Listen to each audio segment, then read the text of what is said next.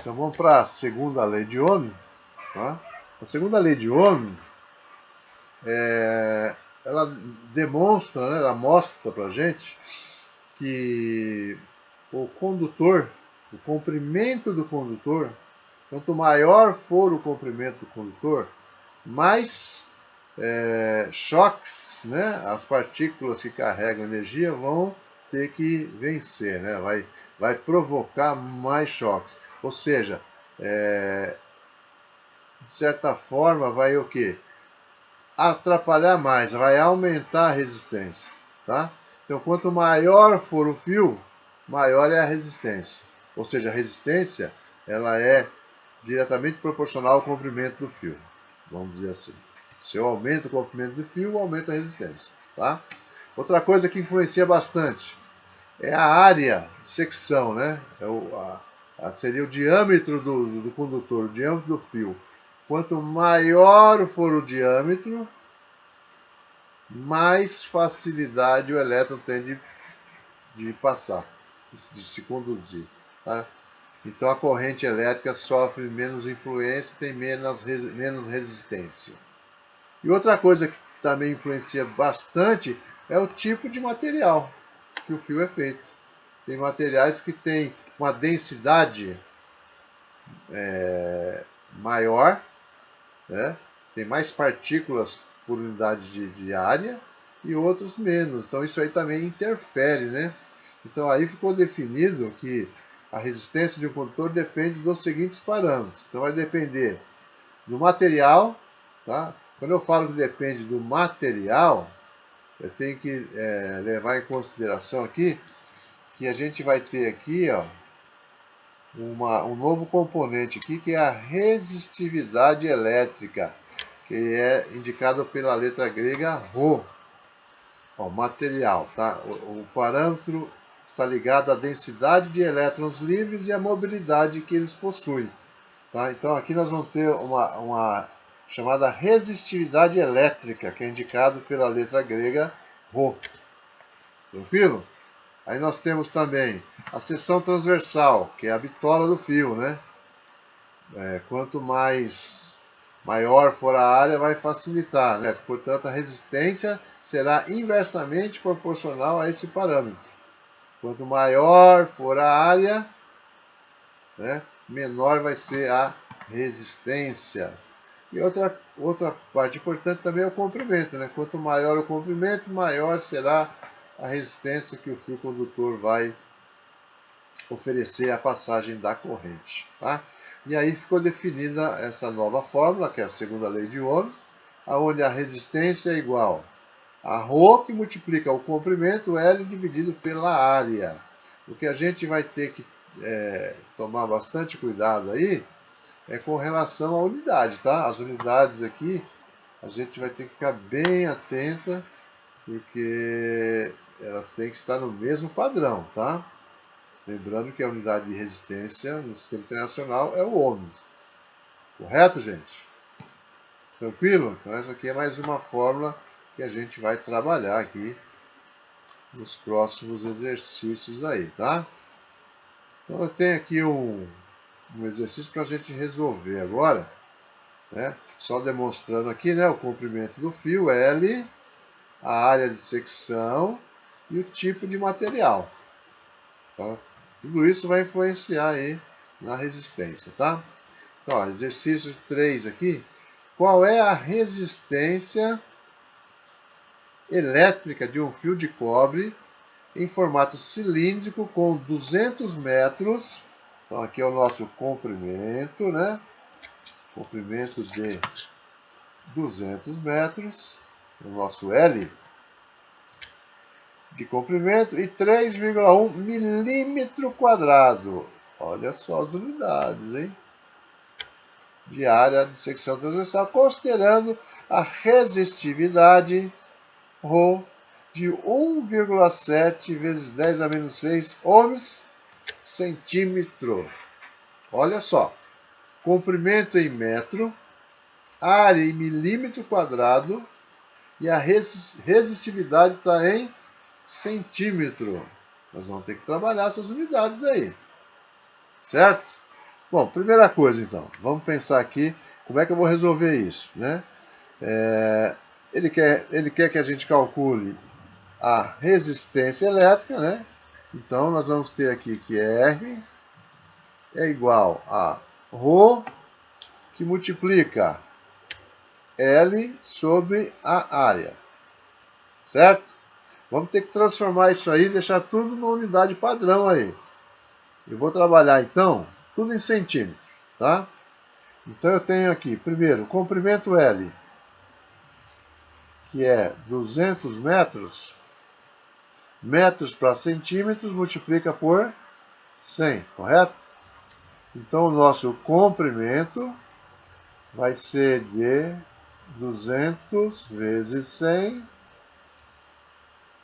vai ser de 20.000 centímetros, tá?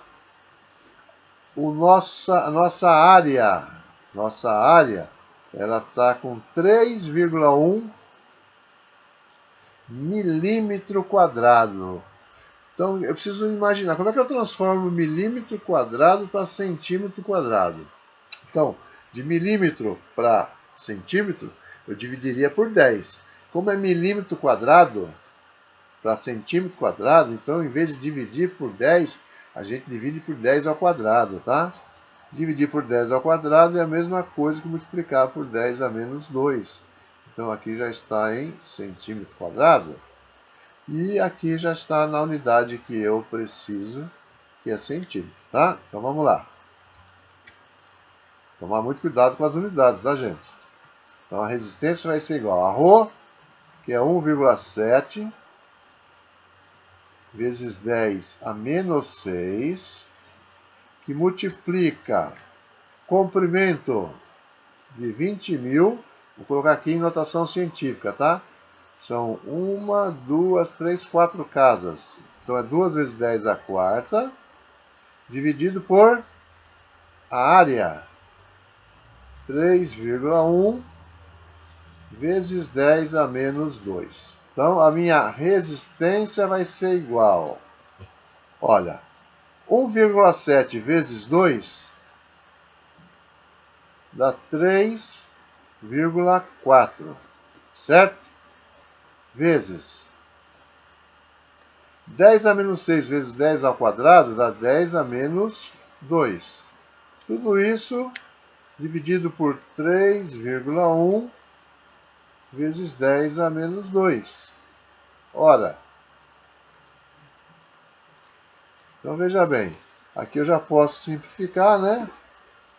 10 a menos 2 dividido por 10 a menos 2. Então vai ficar 3,4 dividido por 3,1. 3,4 dividido por 3,1 vai dar aproximadamente 1 ohm. Fácil, né? A aplicação da fórmula é relativamente fácil. Não poderia esquecer de trabalhar as transformações das unidades aí. Beleza, gente?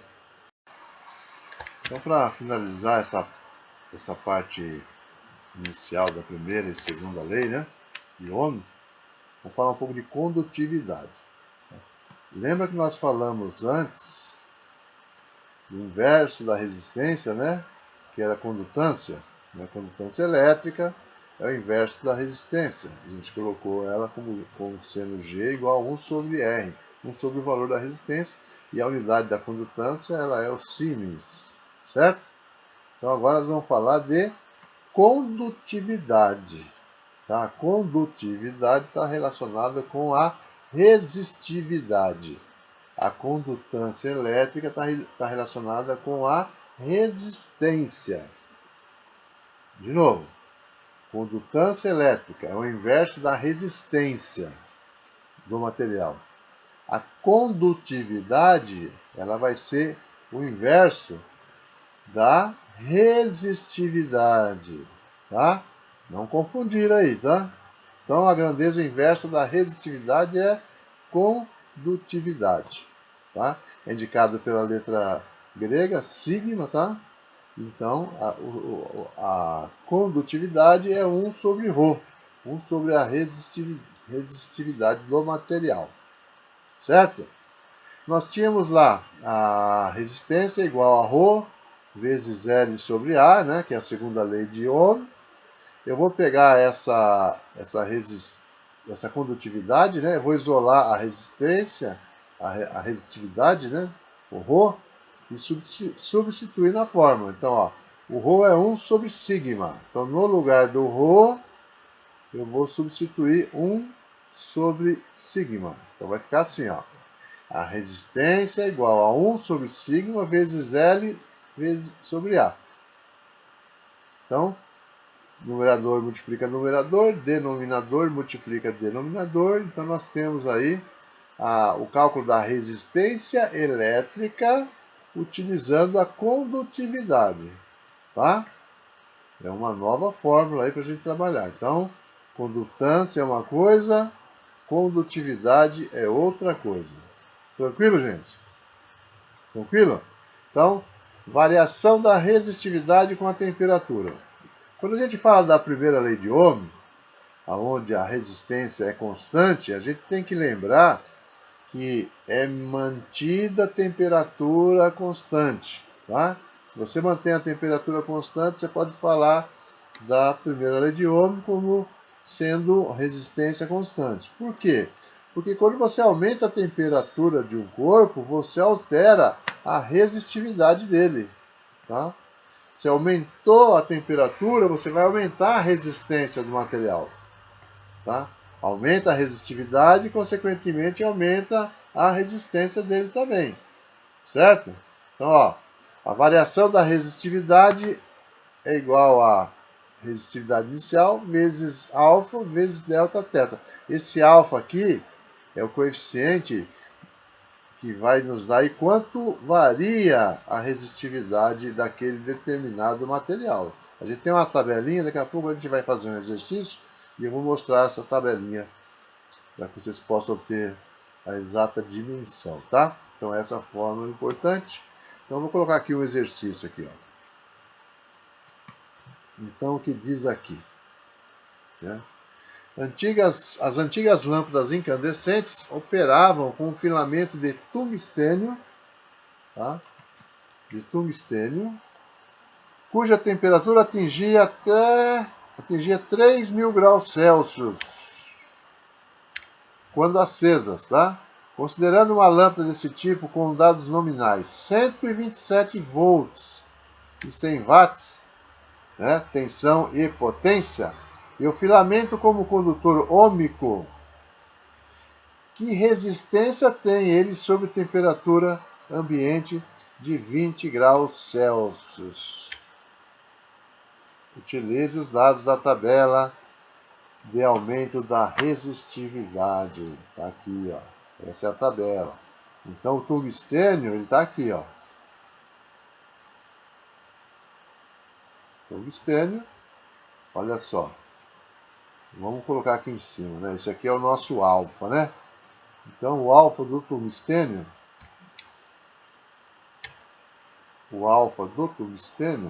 é de 0,0045. O que é 0,0045? É o quê? Ó, graus Celsius a menos 1. Graus Celsius a menos 1 é a mesma coisa que por grau Celsius. Tá? Cada grau Celsius que é alterado, a resistividade vai ter essa alteração aqui. Tudo bem?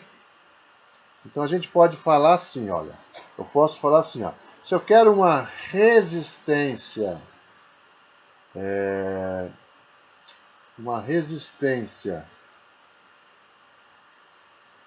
a uma determinada temperatura, eu posso falar que essa resistência ela vai ser igual à resistência inicial, tá? Somado com o quanto aumentou a resistência em função da temperatura, que nada mais é do que esse alfa multiplicado pela variação de temperatura, tá? Então aqui, ó, vai me fornecer o acréscimo da resistência, tá? o acréscimo da resistência. Bom, para mim poder responder aqui, ó, ele está perguntando aqui, cadê aqui, ó?